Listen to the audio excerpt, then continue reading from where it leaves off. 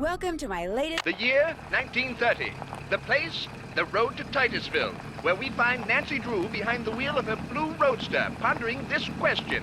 Why did Emily Crandall, a girl whom Nancy knows only through their mutual friend Helen Corning, ask Nancy to drive all the way out to the Lilac Inn to see her? Does it have some... The spunky teenager turns off the main road, blissfully unaware that Emily isn't all that waits her at the end of the driveway. No, Nancy Drew is about to get her first taste of the mystery, intrigue, and adventure that are to become her destiny.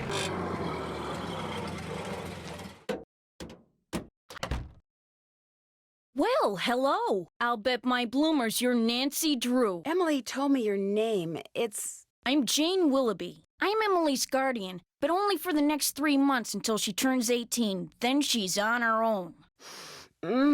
It smells like someone's been baking pies. Pies are the Lilac Inn specialty. We get orders from all over. Oh, that reminds me, your father called. You're supposed to call him. You can use the coin phone on the porch. Emily didn't say anything about you coming until just this morning. She didn't? Don't get me wrong, she can invite anybody here she wants. It's just that she's gotten so darn forgetful lately. Is she all right? Well, now, that's hard to say. She misses her mom, that's for sure. So do I. Gloria and me, we were best friends, you know? The two of us ran this swell little dress shop over in Capital City. But then she got hitched and I didn't. And the next thing I know, she's writing me saying it would sure take a load off her mind if I could take care of her little girl should something ever happen to her. It was nice of you to say yes. I couldn't say no. I mean, what are best friends for? I just wish I knew how to help Emily. Help her do what? She's been acting so... Look, go talk to her. She probably just needs to spend some time with a bear cat like you instead of some dumb Dora like me. Go on up, she's in her room. Just make like a Boy Scout and be prepared.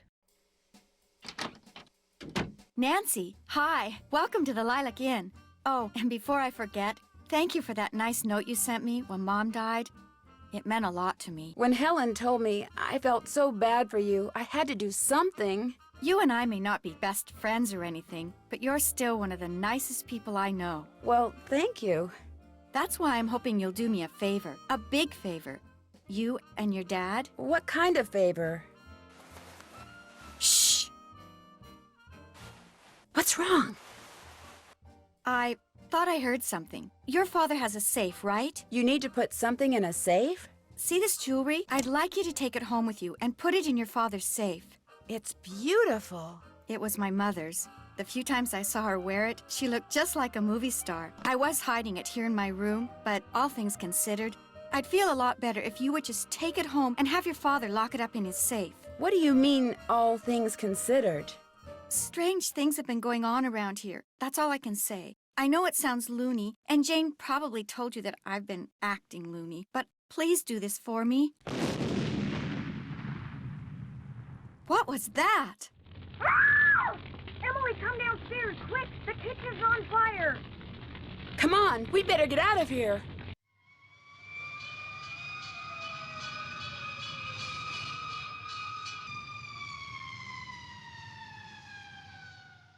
This is horrible, just horrible. The fire chief says the stove was completely destroyed and there's smoke damage everywhere. The inn will have to shut down for months, maybe even for good.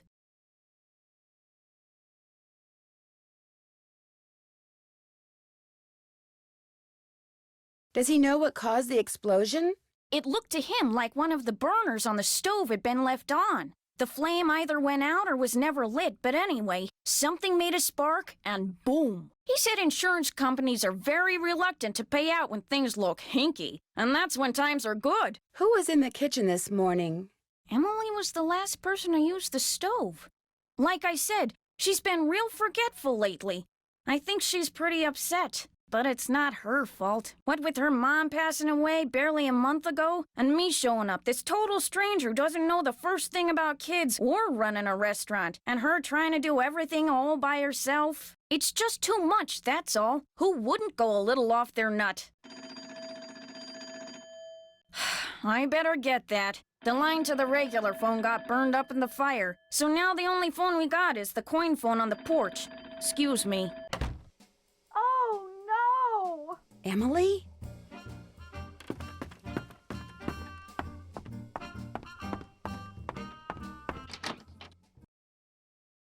My mother's jewelry! It's gone! Someone must have stolen it while we were all downstairs. I knew something like this was going to happen. I just knew it. Jane said that you were the last one to use the stove. Is that true? I did not leave the stove on. That fire was not my fault. Oh, what am I going to do? Without that jewelry, I don't have a prayer of paying for a new stove. And without a stove, I'll have to sell the inn. And if I lose the inn... I wish Mom were still here. I wish Josiah Crowley had left us the money like he always said he was going to. That's what I wish. Who's Josiah Crowley? He was this old man that lived next door. He died last year. He spent most of his time here at the inn, and he led my mom and me to believe that he'd left a lot of money for us in his will. He gave us a clock, and afterwards, he'd always point to it and get this little twinkle in his eye and say, "Time will tell." But when they finally found his will, he didn't leave us a penny. Did he have any family? No, he always said Mom and I were his family. Josiah was kind of a screwball. One time, he showed up at my birthday party dressed as my great-aunt Harriet. I didn't know it was really him until 2 days later. Anyway, he had all these weird hobbies, and he always thought it would be really keen to read minds. Josiah invited Richard Topham to move in so Topham could help him develop his paranormal powers right there in his house. Josiah was a sweet old man, and I do miss him. And he was free to give his money to whomever he wanted. But to get our hopes up like that, and then leave us nothing, it just wasn't like him. Was your mother's jewelry insured? Gosh, I forgot about that. I don't know. Jim Archer, I bet he'd know. He's our banker. I guess I should go talk to him. You don't sound very happy about it. I'm just so bad at business things. And Jane, my guardian, she tries hard, but she's no good at it either. Maybe you could go talk to him. Please? It would be such a big help. Sure. He runs the Main Street Bank. You can't miss it. I'll call him and tell him you're coming. I'll be back in a little bit. Don't forget to call your father. Got it. Looks like someone recently had a key appraised.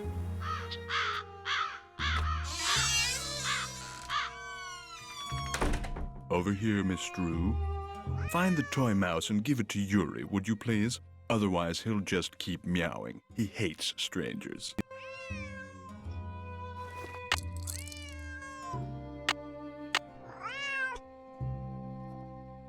How nice of you to drop by. And thank you for walking instead of parking in the driveway. I'm expecting a pupil. I'd hate for her to have to park on the road. Mr. Topham?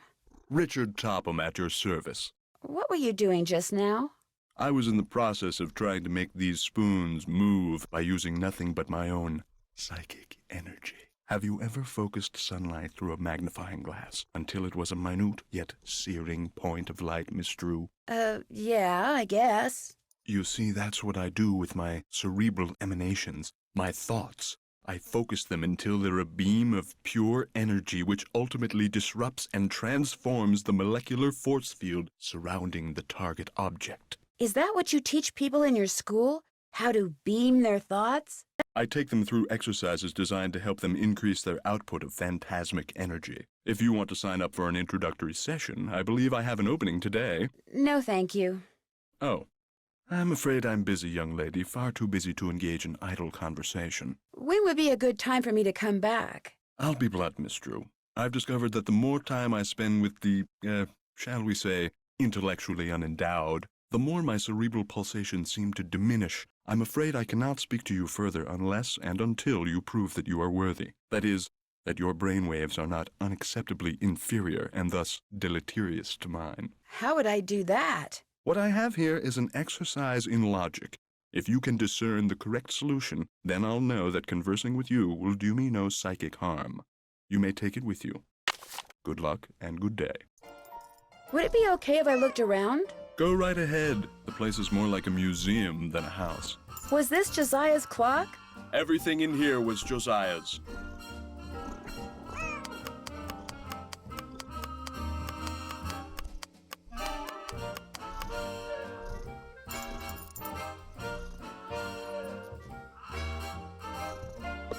Wonder what this mirror's doing in here. What are you when you win barred bounce? What poet is the cat's meow? What will Para, my miniature golf course, get you? What's Gloria's middle name? Becoder is in the rivet. 2 to the right. It looks like Josiah lent a trivet to someone, but I can't make out to whom.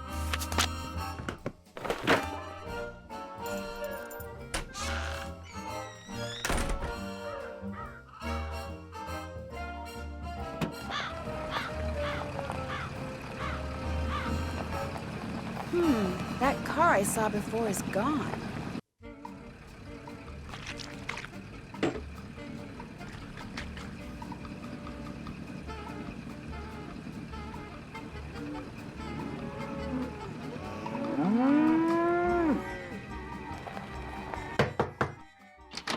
Mrs. Sheldon? Yes? My name's Nancy Drew. I'm a friend of Emily Crandall's. Get on with it, dear. I was wondering, would it be possible for me to see the trivet you borrowed from Josiah Crowley? You may not only see it, you may have it. Once I find it, that is. Unfortunately, I've an errand to run, so I can't look for it right now. Maybe I could run the errand for you. I have a car. So I see. A rather expensive car at that. Very well, Miss Drew. Go fetch my bridge cards from Miss Drakowski, and upon your return I shall present you with that trivet. Who's Miss Jakowski? The local telephone operator. You can find her at her house, or Titusville Telco, as she insists on calling it. The switchboard is in her parlor. As you can imagine, she never entertains. I, on the other hand, am expecting company within the hour, so do hurry.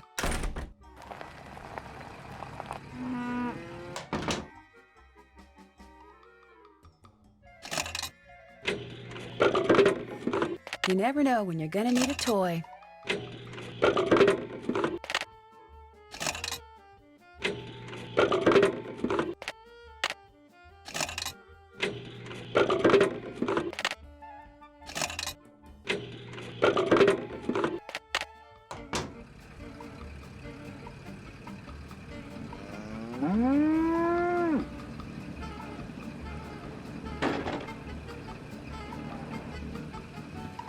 Hello, are you Mr. Waddell? So what if I am? I found this receipt, and I just wondered what you could tell me about it. Let me see that. One key, determine resale value, item 493.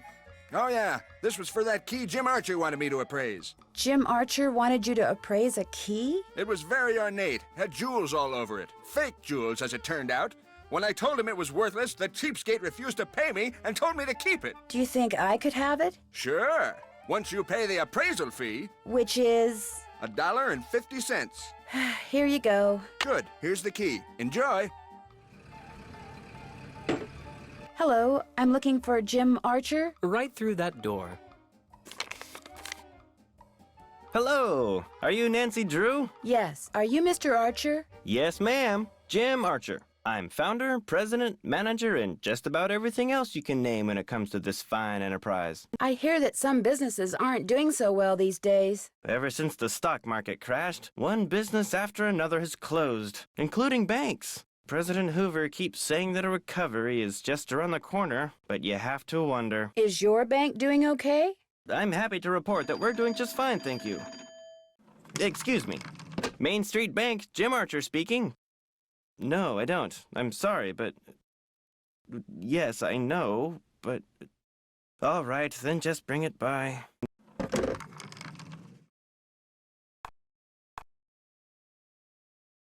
Sorry for the interruption. How can I help you? I guess I'll be going. Come back anytime. Where did you get this clock? Josiah Crowley gave it to me. It stopped keeping time the minute he walked out the door. Hello again. The key that you had Mr. Waddell appraise. Could that be the key to the clock that Josiah Crowley gave you? It might have been, I suppose. You know about that? Yes. In fact, I paid the appraisal fee. I have the key right here. How industrious of you. You see, when he told me the key was worthless, I lost all interest in it. So, it would be all right if I kept the key for myself? I have no use for it. In fact, if you want that old clock, you can have it too. I guess I'll be going. Give my best to Emily. It would sure be nice to be able to open this thing.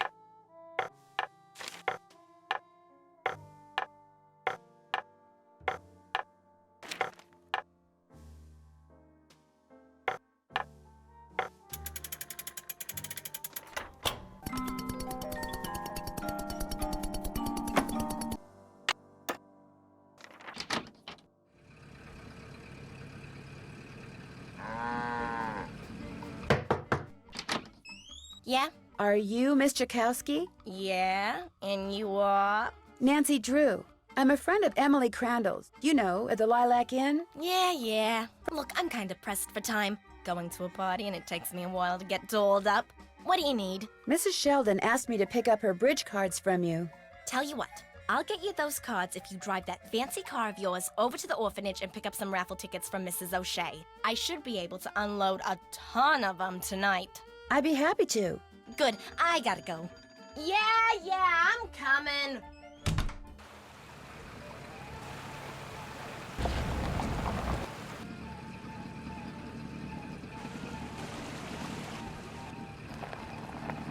Excuse me, are you Mrs. O'Shea? Yes? My name is Nancy Drew, and Stephen, put that down this instant. We do not run with sticks in our hands or in our mouths. I'm sorry. You were saying? Miss Jakowski asked me to pick up some raffle tickets from you. Oh, yes, the raffle tickets. The fact of the matter is Elsie, no hitting. I can't even think about those raffle tickets right now. I promised the children they'd each get a toy for going a full week without breaking anything. And I'm short 5 toys. Do not eat that, Clarence. Would you like me to get 5 toys for you? Oh, goodness, if you could do that, I'd be forever grateful. They can be any kind of toy at all. The children aren't the least bit picky. Of course it tastes bad, Clarence. It's a pine cone. I better go rinse out his mouth before... Oh, would you look at that? He's actually chewing it. You're not a squirrel, Clarence. Spit that out this instant. Hi, do you have 5 toys for me? I certainly do. Oh, that's wonderful. You're such a saint, you hear me? A saint. I'd better get these inside before the children see them. Thank you so much. Mrs. O'Shea, the raffle tickets? Oh, the raffle tickets? I don't have them, dear. You'll have to pick them up from Phelps' print shop. Then just take them straight to Miss Jakowski. We don't pull hair, Ralphie. Especially when we have jelly on our hands. Phelps print shop. Wonderful.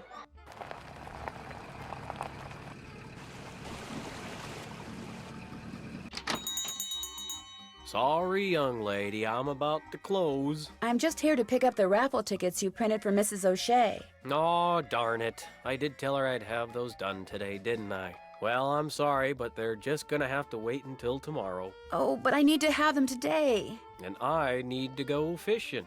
Fishing? My brother-in-law thinks he's hot stuff because he caught an 18-inch largemouth bass this morning. So I bet him I could catch a 19-incher by the end of the day.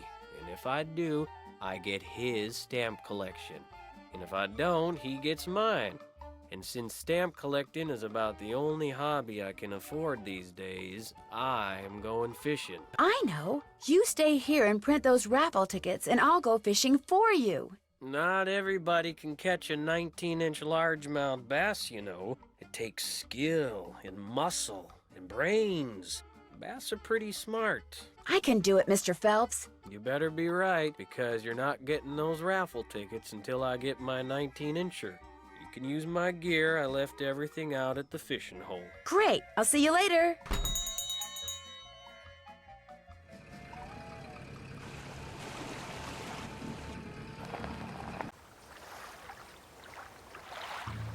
First thing I need to do is bait my hook. Yuck. Now I toss this in the water, and when the bobber goes under the water, I need to pull the line up fast.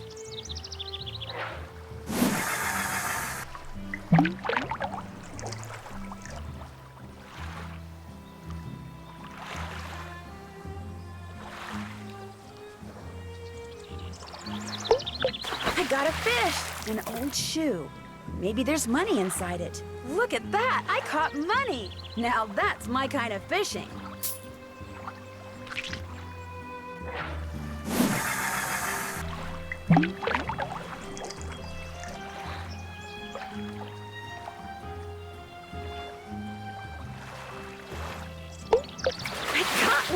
Looks like 19 inches to me. Ew, that fish I caught really smells. Let's see what you got in there. How about that? You did it. Here, let me take it from you. Please do. I think it's starting to get a little ripe. Just rest yourself a minute while I get those raffle tickets. There you go. 10 dozen tickets to the annual Orphans Benefit. Now, if you'll excuse me, I have to go make a telephone call. To your brother-in-law? Yeah, the one who used to collect stamps. Bye.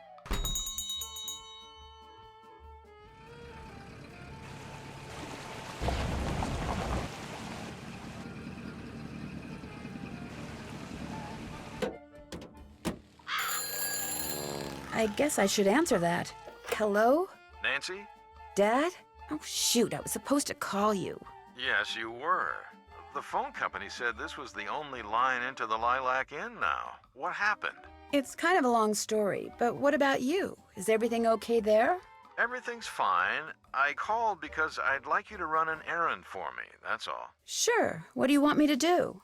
I need to get some documents from a colleague over there. I thought since you were in the area, you could pick them up, save him paying postage. Sure. What's the address? He said he'd just leave them for you at the telegraph office.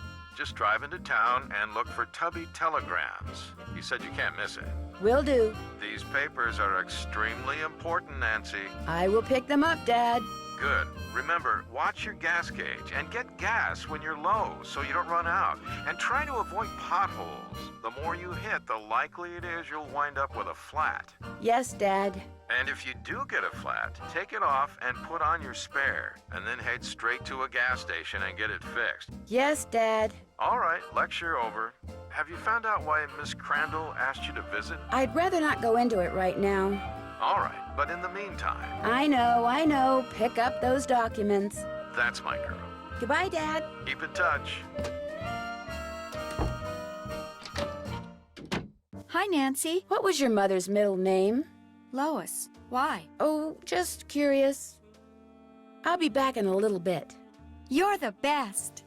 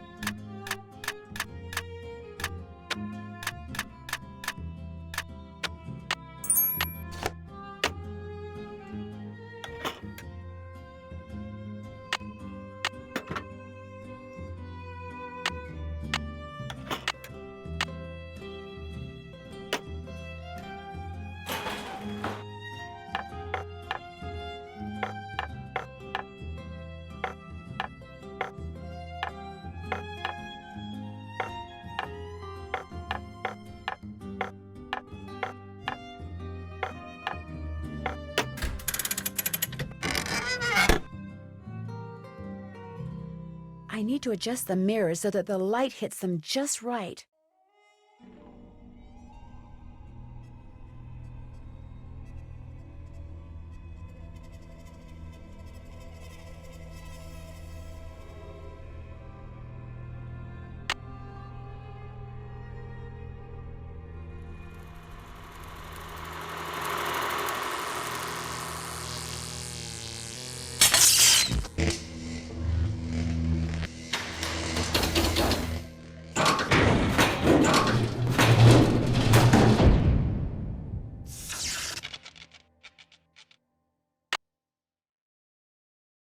That looks right. Am I smart or what? I'm getting there. That looks right. Am I smart or what?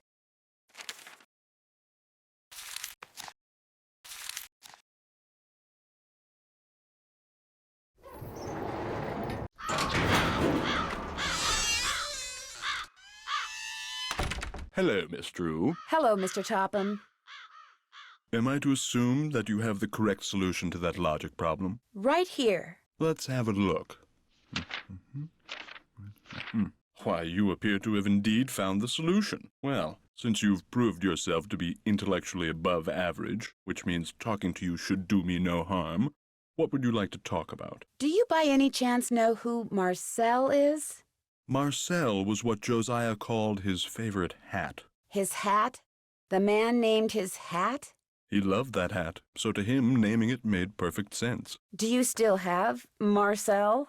No, as a matter of fact, I gave that hat to Gloria Crandall. She said she was fond of the old fellow and wanted something to remember him by, although I suspect the real reason she wanted that hat was to see if he'd stashed any money in it. Josiah ordered something from the Krollmeister Crystal Company just before he passed away. Do you know if it ever arrived? You must be talking about that chunk of quartz that came last winter. I still have it right here. Why? I was wondering if I could buy it from you. For my father. He loves quartz. Perhaps we can work something out. You see, amazing as this is going to sound, I am able to project my thoughts into another person's brain. Really? The only problem is, not everyone has the intellectual capacity to receive my thoughts. But since you have already demonstrated a high level of intelligence, yes, you may very well be the ideal subject. Me? Really? You are going to help me prove that I am telepathic. Here's what we're going to do. I'm going to shuffle a deck which contains 5 sets of these cards. Then I'm going to turn my back, draw a card, look at it, and start transmitting my thoughts. When you receive my thoughts, you will identify the card I'm looking at. Once you correctly identify 5 cards in a row, I'll give you that piece of quartz. But what if I can't do it? Just stay focused on the cards and my superior brain power will do the rest. Very well, let's begin. Do you know what card I'm looking at? This one? Marvelous. Here's another. What card am I concentrating on? I think it's this one. Yes. Here's another. This is which card? This one. Marvelous. Here's another. What card am I holding? This one? Very good. Here's another. This is which card? This one. Very good. You did it. Well, actually, I did it. But in any case, thank you for your assistance. Here's the piece of crystal that Josiah ordered. Take it. You've earned it. Well, actually, I earned it, but let's not quibble. But, Mr. Topham, you didn't really. I'm afraid that subconsciously you may have... Yes? Never mind. Do you need anything else? It was nice talking to you. I'm sure it was.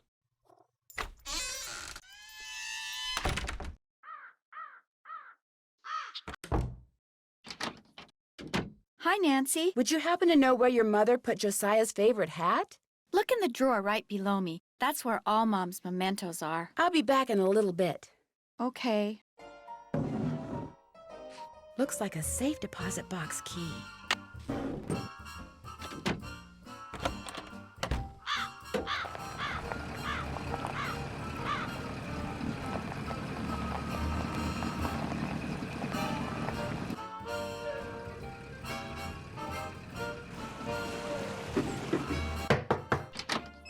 Hi, you got those raffle tickets for me? I sure do. Great. And here are Mrs. Sheldon's bridge cards. One of the gals spilled Moxie all over them, but I cleaned them up real good, so let's not tell Mrs. Sheldon, okay? Okay. Thanks for your help, Miss Jakowski. Thanks for your help. Bye now.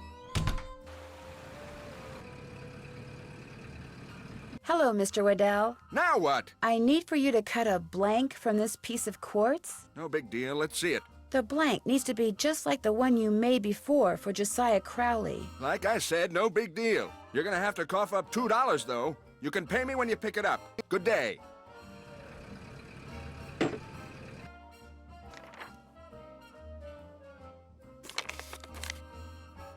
Hello again. Did Josiah Crowley have a safe deposit box here? As a matter of fact, he did. Topham has tried to claim its contents, but he can't find the key. Could this be it? It is from this bank. May I see if it opens the box? It takes 2 keys to open a safe deposit box. The owner's key and my key. And in this case, I'm under no obligation to open it for you. Oh, but However, were you to do me a small favor... Sure. I hired a seamstress to make a dress for my wife's birthday next week.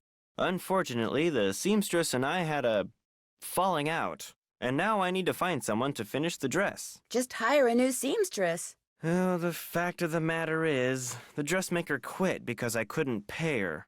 I misled you before. Business is not fine. This bank is on the brink of ruin. Oh, I'm sorry to hear that, Mr. Archer.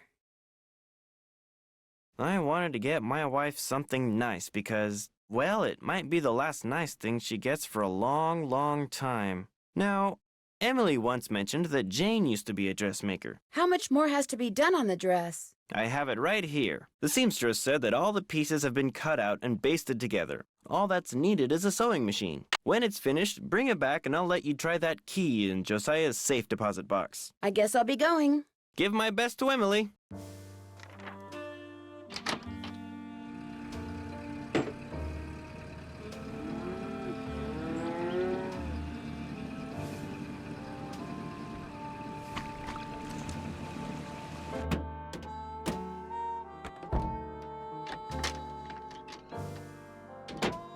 Is this your sewing machine?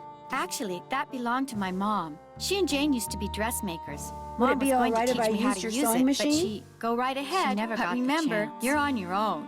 There's no needle. It's probably in the box with the rest of Mom's sewing stuff. Ask Jane if she knows where it is.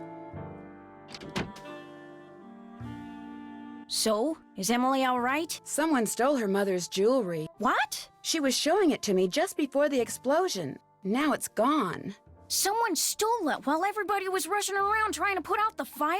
Hypers! If you can't trust a fireman, who can you trust? Who else knew Emily had that jewelry? When Gloria was alive, she could have told people about it, or people may have seen her wearing it. And when she died, they knew the jewelry had to be around here somewhere, right? Does anyone in particular come to mind? Sorry. It's been hard enough getting to know Emily, let alone anyone else in this backwater burg. Well, guess better go call the sheriff. Would you happen to know where the needle for the sewing machine in Emily's room is? I moved all of Gloria's sewing things out of there and put them in a little box. Look, I'm supposed to get the pies we baked before all the hullabaloo this morning ready for the delivery man. They gotta be put in the shipping container just so, or he casts a kitten. This is how he wants them organized. Now why don't you go out on the porch and get those pies ready to go while I look for that sewing box? Sounds good.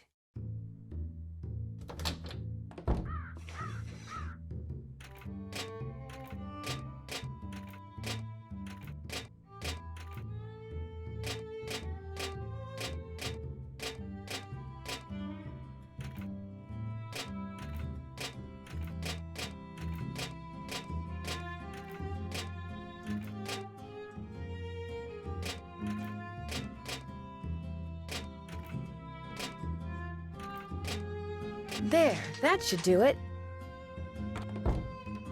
Looks like there might be some kind of tunnel around here. Thanks for doing the pies. The more I do it, the worse I seem to get at it. Here's that box. I'm sure that sewing machine needle is in there somewhere. I see it. Remember, when it comes to using it, you're on your own, kiddo. Well, I'll talk to you later. Alrighty-dighty.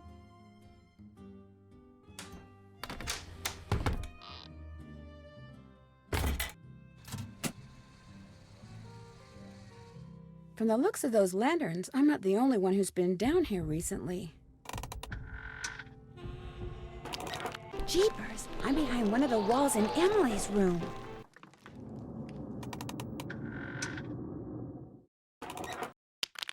An old swell, $1. This piggy bank looks like it's been here for a long time.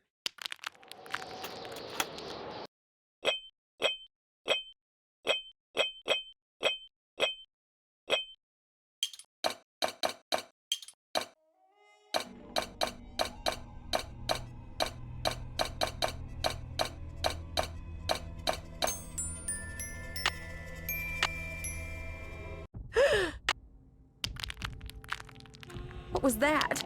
Guess I better not leave the lights on. Jeepers, that sounds like Richard Topham. This door must open right into his living room. Good.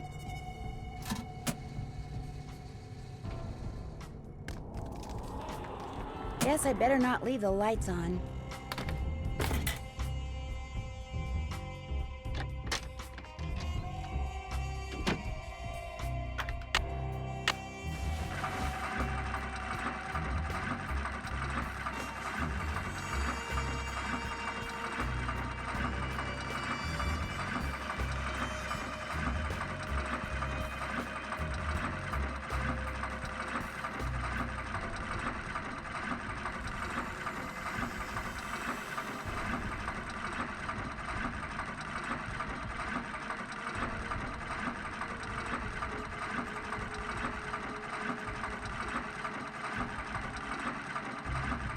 There.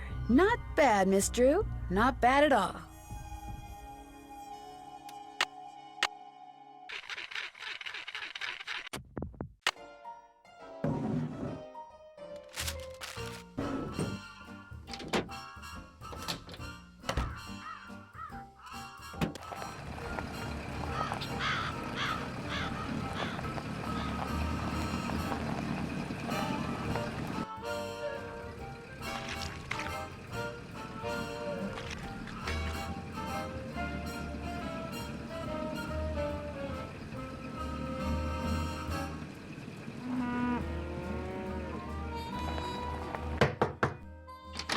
Do you have my bridge cards? Right here. Good. And here is Josiah's trivet. I didn't realize when I asked to borrow it that it was such an eyesore. But once a sumptuous dish of my buff stroganoff was placed atop it, I assure you, no one noticed. Now do run along. My guest will be arriving any minute, and that dress of yours, it's, well... I like this dress. It's very flouncy.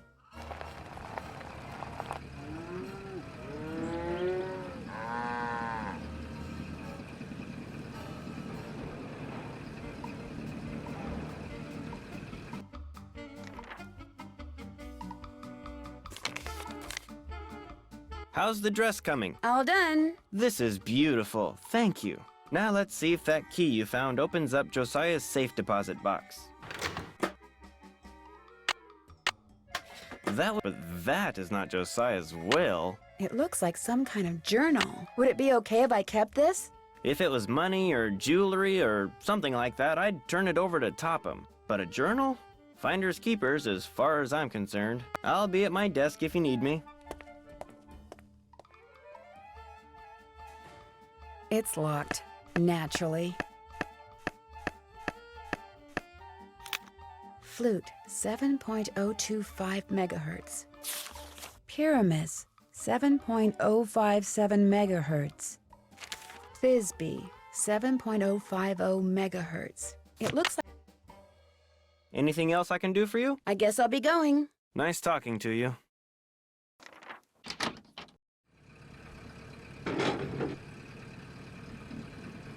Hello, Mr. Waddell. Are you done making that blank? Have you got my fee? Right here. Good. Here's the blank I cut for you. Enjoy.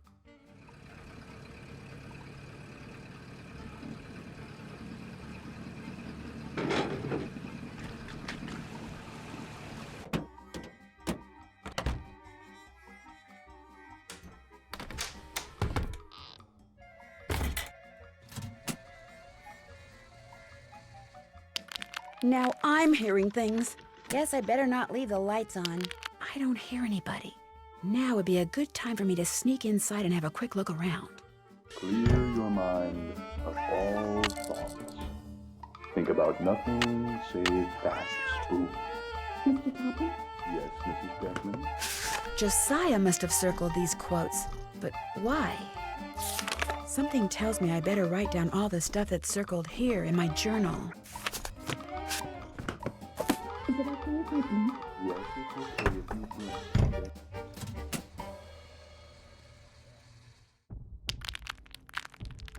Guess I better not leave the lights on.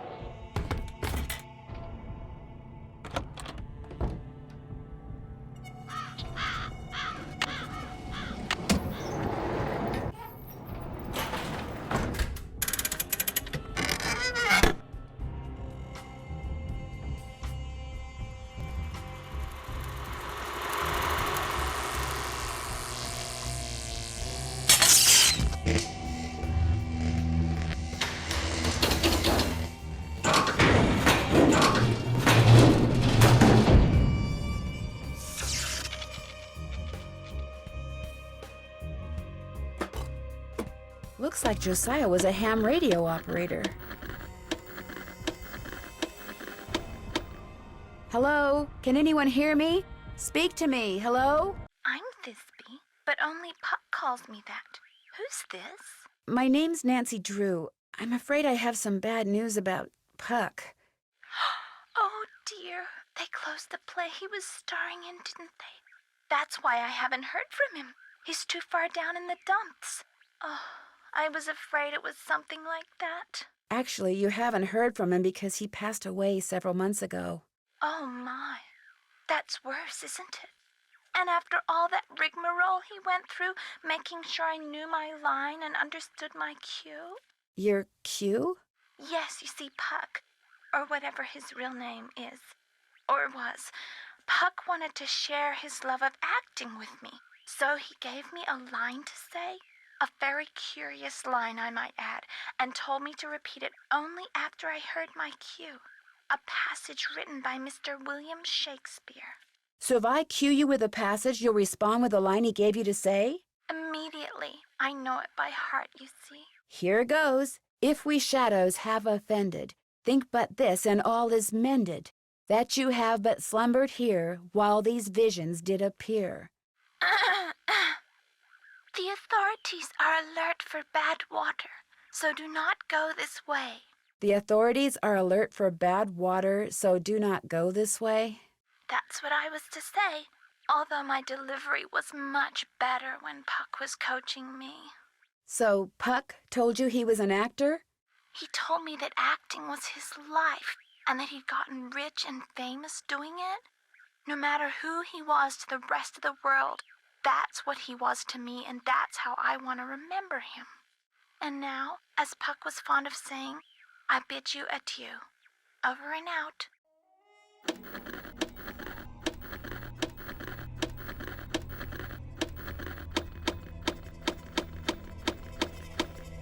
Hello? Can anyone hear me? Speak to me. Hello? This is Pyramus. Who are you? My name's Nancy Drew. Does somebody named Puck usually call you on this frequency? Somebody named Puck used to. Apparently he found something better to do. Haven't talked to him in months. Well, that's because he passed away not too long ago. Oh, well, that's a good excuse, I guess. How'd you know he called me Pyramus? I'm a friend of his. I found your name and radio frequency in his journal. So why are you talking to me? Did Puck, ever ask you to tell him something whenever he read a certain passage from Shakespeare? Whenever he rattled off this Shakespeare quote, I was supposed to rattle off this stupid saying he gave me. How did you know about that? Long story. But if I were to rattle off the quote, there's no reason why you can't tell me the stupid saying, right? Well, come to think of it, he never said the quote had to come from him. So, yeah, I guess I could tell you. Thou speakest aright. I am that merry wanderer of the night. How'd you know? Long story. What did he tell you to say in response? Wait a minute. I had to write it down. Here, you're gonna love this. A barking dog would do well to hold his tongue in a dangerous neighborhood. A barking dog would do well to hold his tongue in a dangerous neighborhood.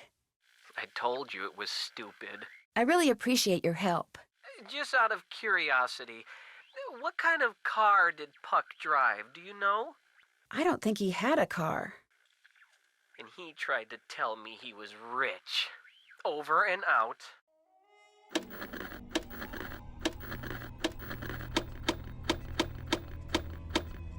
Is anyone out there? Hello? Can anyone hear me? This is Flute, but you sure don't sound like Puck, so explain yourself. My name's Nancy Drew. So where's Puck? Well, I'm pretty sure Puck's real name was Josiah Crowley, and I hate to say it, but he passed away earlier this year. Ah, that's a shame. Heck, I never got to give him his sentence. What sentence is that? Well, see, a while back, Puck dictated a sentence to me and told me that if and when he recited a certain passage from Shakespeare, I was to respond with that sentence. Weird fellow, that Puck. If I tell you the passage, will you tell me the sentence? Well, yeah, sure, I guess. Especially seeing as Puck's no longer with us. Shall we their fond pageant see? Lord, what fools these mortals be. That's it. Here, let me check my logbook for the response. Now I'm supposed to say, leave by road when the owner is in, because then there will be thieves about. Leave by road when the owner is in, because then there will be thieves about? Those were Puck's exact words. Well, hope I've been of some help. Over and out. I wonder what these symbols mean.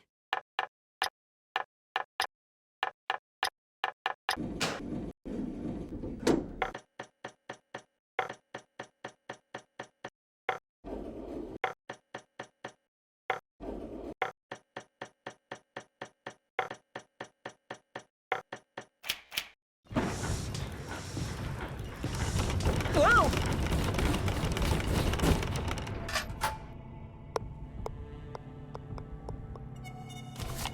A golf ball, no doubt meant to be used on that golf course of Josiah's.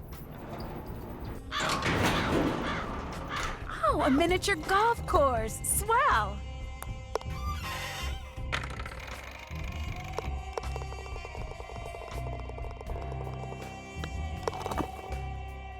Another safe deposit box key? Emily, please, just sit down. It's all right. It's not all right. Stop lying. Something's wrong with me. You've got to go talk to Emily. She's in a bad way. What do you mean? What's happened? Please, go talk to her. She won't listen to me. I'm no help at all.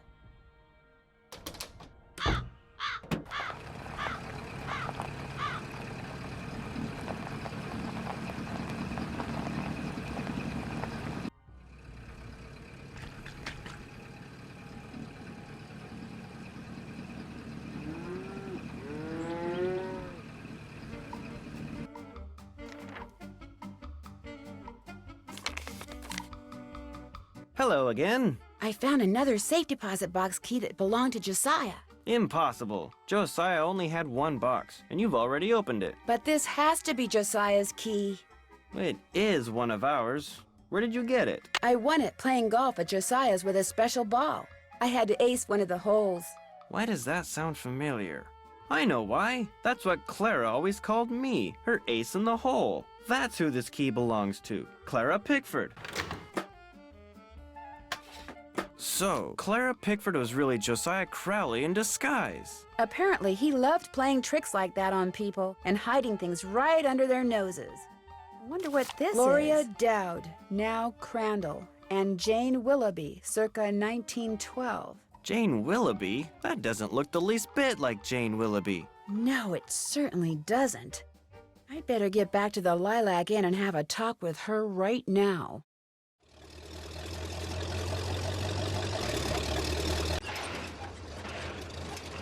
Move out of the way, would you please? I'm kind of in a hurry. You're not going anywhere until you tell me who you really are. What are you talking about? I just saw a picture of Jane Willoughby, the real Jane Willoughby. It's been swell knowing you, sister.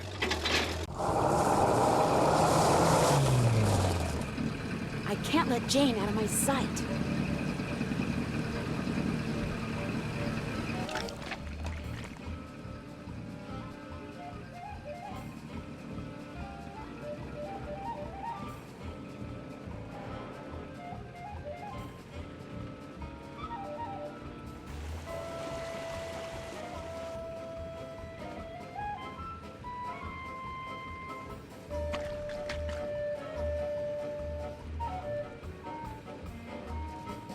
She's heading for the state line.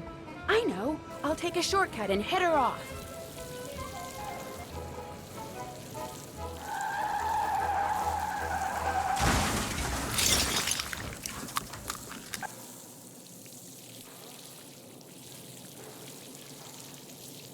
Why couldn't you just mind your own business? Dear Ned, I know you'll be home from school in a couple of days, but I couldn't wait to tell you. I just solved a mystery. I figured out that Emily Crandall's guardian was really an imposter named Marion, who intercepted the letter Emily wrote to Jane Willoughby after her mom died. She pretended to be Jane not only so she could steal Emily's valuables, but so she could convince Emily that she was incapable of running Lilac Inn, and that she should sell it and split the money with her. On top of all that, I found Josiah Crowley's real will. In it, he left Emily so much money that she'll be able to hire all the people she needs to keep the inn going. He left Jim Archer a ton of money, too, which means he won't have to close his bank. And from now on, he'll be able to buy his wife a new dress anytime he wants. As for Richard Topham, Josiah left him nothing, although Topham still refuses to admit that he forged the first will and insists that he's going to contest the will I found. Dad says it's highly doubtful he'll succeed, and that he'd be better off sticking to spoon tricks. Anyway, when you get home, I'll give you all the details over a nice big piece of slightly damaged cherry pie. Wait till you hear that part of the story. As always, Nancy.